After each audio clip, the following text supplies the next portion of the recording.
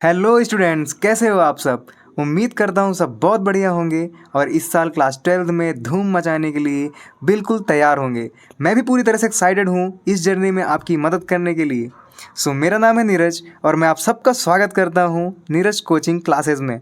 Students, आज से हमारा बैच स्टार्ट हो रहा है zero to hero with Neeraj, जिसमें मैं आप लोग की मदद करने वाला हूँ बिल्कुल शून्य से शिखर तक जाने में।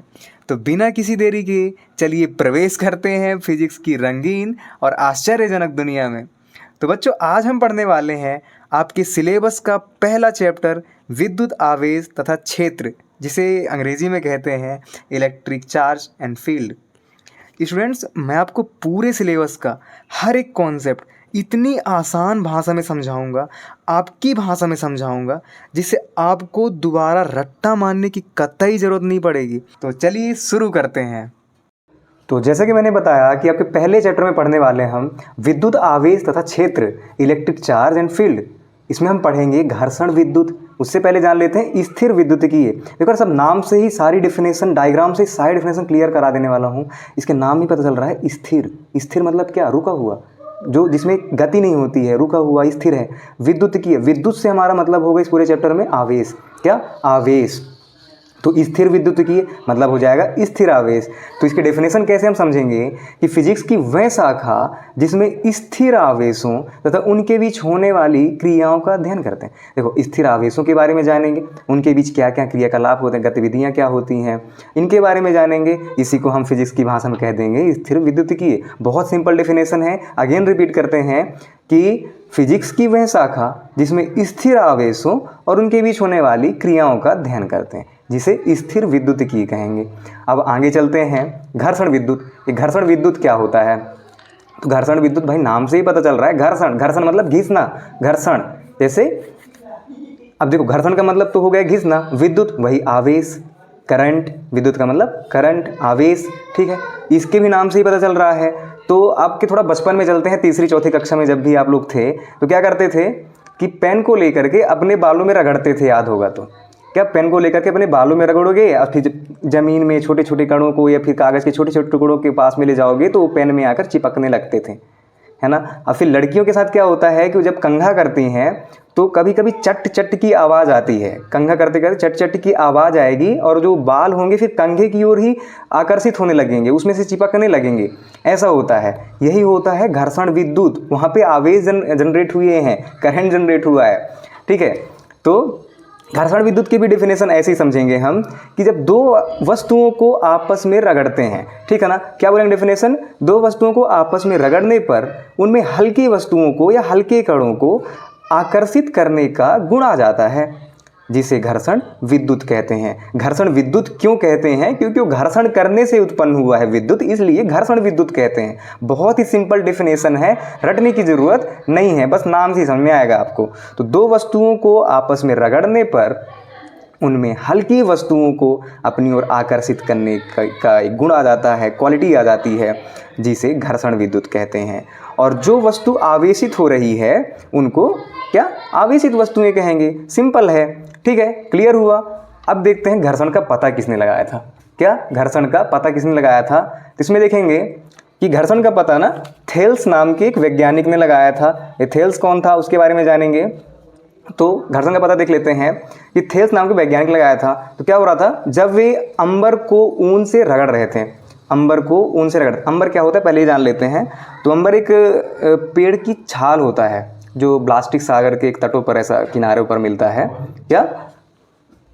घर्षण का पता थेल्स ने लगाया। तो जब अंबर को ऊन से रगड़ रहे थे तो उन्होंने देखा कि उसमें ना छोटी छोटी वस्तुओं को, कणों को अपनी ओर खींचने की एक प्रवृत्ति आ गई। छोटे छोटे कण थे, वो अपनी ओर को खींच रहा था। वो जो क्या था, अंबर था, वो छोटे छोटे कणों को अपनी ओर खींचने लग गया, जिससे कुछ तो मतलब उस टाइम पर उसको इग्नोर कर दिया गया, जब ध्यान नहीं दिया गया, उसको ऐसे ही टाल दिया गया। लेकिन यहीं से शुरू होता है करंट का प्रादुर्भाव। क्या कहेंगे? करंट का प्रादुर्भाव। वहीं से स्टार्ट हुआ जर्नी। जो भी करंट अभी आप देख रहे हो, हर जगह करंट सी हर चीज़ चल रही है, वहीं से कहीं ना कहीं हुआ था। फिर उसके बाद देखते हैं कैसे। अभी आपको समझ में आ गया ना कि घर्षण का पता किसने लगाया। तो आपको समझ में आ गया। इसको एक लाइन में डिफाइन करते हैं कि घर्षण का पता किसने लगाया था, कैसे चला था। कि घर्षण का पता थेल्स ने लगाया था। कैसे लगा था? अंबर को ऊन से रगड़ रहे थे तो उसमें छोटी छोटी कणों को अपनी ओर खींचने का गुण आ गया था। उन्होंने देखा, सरप्राइज हुए कि भाई ये कैसे खींच क्यों रहा है अपनी ओर, ऐसे चिपक क्यों रही है छोटी छोटी चीज़ें। ऐसे करके वहाँ से पता चला कि कुछ तो है यहाँ पे, कुछ तो हो रहा है ऐसे, है ना। फिर आगे देखते हैं कि आवेशों का नामकरण, है ना। आवेशों का नामकरण कैसे हुआ? तो आवेशों का नामकरण बेंजामिन फ्रैंकलिन ने किया था। किसने किया था? आवेशों का नामकरण बेंजामिन फ्रैंकलिन ने किया था। इसके अनुसार आवेश दो तरह के होते हैं, पहला धनावेश, दूसरा ऋणावेश। कितने तरह के होंगे भाई? आवेश, धनावेश और ऋणावेश। धनावेश क्या होता है ये समझ लेते हैं। तो जब कांच की छड़ को रेशम से रगड़ा जाता है तब जो आवेश उत्पन्न होता है उसे धनावेश कहते हैं। ठीक है, कांच की छड़ को रेशम से रगड़ेंगे तो जो आवेश उत्पन्न होगा उसे धनावेश कहते हैं। ये एग्जाम्पल की तौर पर भी ले सकते हो आप इसको। आगे देखते हैं। बेसिकली यह इलेक्ट्रॉनों की कमी को दर्शाता है। क्या? इलेक्ट्रॉनों की कमी को दर्शाता है। जब किसी वस्तु से इलेक्ट्रॉन निकल जाते हैं तो यह धनावेशित हो जाती है। क्या? इलेक्ट्रॉनों की कमी को दर्शाता है। ठीक है, जब किसी वस्तु से इलेक्ट्रॉन निकल जाएंगे, कमी हो जाएगी, तो जो वस्तु होगी वो धनावेशित हो जाएगी। देखो समझते हैं, वस्तु में ना या किसी परमाणु में ऋणावेश और धनावेश दोनों बराबर होते हैं। ऋणावेश मतलब इलेक्ट्रॉन, आप लोगों ने पढ़ा है, बहुत टाइम से पढ़ते आ रहे हैं ऋणावेश का मतलब क्या होता है। इलेक्ट्रॉन में क्या आवेश होता है? ऋणावेश होता है। प्रोटॉन में धनावेश होता है। तो किसी परमाणु में ना ऋणावेश और धनावेश दोनों बराबर होते हैं तो इलेक्ट्रॉन निकल जाएगा, यानी प्रोटॉन जो होगा वो ज़्यादा होगा। जैसे समझेंगे कि अगर कोई एक क्लास है जिसमें से 10 लड़के हैं और 10 लड़कियां हैं। ठीक है, उनमें से अगर 5 लड़की निकल जाएंगी तो कौन ज़्यादा बचेगा? सिंपल सा है, लड़के ज़्यादा बचेंगे। ठीक है, लड़के ज़्यादा बचेंगे। उसी तरीके से इलेक्ट्रॉन निकल जाएगा तो क्या बचेगा? प्रोटॉन ज़्यादा बचेगा। प्रोटॉन ज़्यादा बचेगा मतलब धनावेश ज़्यादा बचेगा। तो क्या हो गई? वस्तु धनावेशित हो गई। ठीक, ऐसे करके समझ ले सकते हैं। उसी तरीके से अगर 5 लड़के निकल जाएँ तो लड़की बचेंगी। ठीक है, मतलब क्या हुआ? अगर प्रोटॉन निकल गया तो इलेक्ट्रॉन ज़्यादा बचेगा। इलेक्ट्रॉन ज़्यादा बचेगा मतलब क्या हुआ कि ऋणावेश ज़्यादा बचेगा, तो वस्तु क्या हो जाएगी? ऋणावेशित हो जाएगी। आपको समझ में आया? देखते हैं क्या ऋणावेश क्या होता है। ऋणावेश क्या होता है? तो जब एबोनाइट की छड़ को फर से रगड़ते हैं तो एबोनाइट की छड़ में जो आवेश आते हैं उन्हें ऋणावेश कहते हैं। ठीक है ना। क्या फर क्या होता है? फर ना जानवरों की खाल होता है, बिल्ली की खाल, जिसमें बाल होते हैं। क्या? छोटे छोटे, सॉरी बहुत समझ गया हो गया यार, बिल्ली की खाल कैसी है, हम क्या ही बताऊँ उस पर। तो फर, एबोनाइट की छड़ को जब वो फर से रगड़ते हैं तो एबोनाइट की छड़ में जो आवेश आ रहा है उसे ऋणावेश कहते हैं। सिंपल है यार, जब वस्तु में इलेक्ट्रॉन की संख्या प्रोटॉन से ज़्यादा होगी तो ऋणावेश होगी। तो अब देखते हैं आवेशों की उत्पत्ति का इलेक्ट्रॉनिक सिद्धांत क्या होता है। देखिए, मैंने आपको पहले बताया कि सामान्यतः परमाणु उदासीन होते हैं क्योंकि इसमें इलेक्ट्रॉनों की संख्या प्रोटॉनों की संख्या के बराबर होती है। अरे देखो यार, प्रोटॉन मतलब धनावेश, इलेक्ट्रॉन मतलब ऋणावेश। परमाणु में प्रोटॉन और इलेक्ट्रॉन बराबर होंगे, इसमें मतलब 5 प्रोटॉन हैं, धनावेश 5 हैं, ऋणावेश 5 हैं। तो 5 में से 5 गया तो 0, 0 मतलब कुछ नहीं मतलब उदास, उदास मतलब उदासीन, परमाणु उदासीन होगा। दूसरा पॉइंट देखते हैं, प्रोटॉन नाभिक के अंदर होता है तथा प्रबल नाभिकीय बल से बंधा होता है, जिसे निकालना कठिन होता है। आपने पहले भी पढ़ा है कि जो प्रोटॉन होता है नाभिक के अंदर होता है। ठीक है ना। तो इसको निकालना थोड़ा सा कठिन होगा क्योंकि अंदर है। इसको और थोड़ा आगे डिटेल में समझेंगे। उससे पहले अगला पॉइंट देखते हैं कि जो इलेक्ट्रॉन होता है नाभिक के बाहर विभिन्न कक्षाओं में चक्कर लगाते हैं तो दुर्बल नाभिकीय बल से बंधे होते हैं, जिससे इन्हें निकालना आसान होता है। चित्र के माध्यम से इन दोनों पॉइंट्स को समझेंगे, अच्छे समझ में आ जाएगा, आपको क्लियर हो जाएगा। देखिए, ये जो एक है ना परमाणु का स्ट्रक्चर समझ लेते हैं। इसमें एक नाभिक है जिसके अंदर प्रोटॉन भरे हुए हैं, आसपास इलेक्ट्रॉन चक्कर लगा रहे हैं। इमेजिन करो बच्चों कि बीच में ना एक छोटा सा बच्चा यहाँ पे हो, चारों ओर आप एक घेरा बना लो 2-3 परत का। ऐसे यहाँ पे कुछ बच्चे हैं इस गोले में, फिर उसके बाहर एक गोला बना लो, उसमें कुछ बच्चे हों। तो अगर मैं बोलूँ यहाँ से आऊँ मैं, किसी को मुझे निकालना हो तो मुझे बाहर के इस बच्चे को निकालना आसान हो गया, जो अंदर घुस के बैठा है नाभिक में उसे निकालना आसान होगा।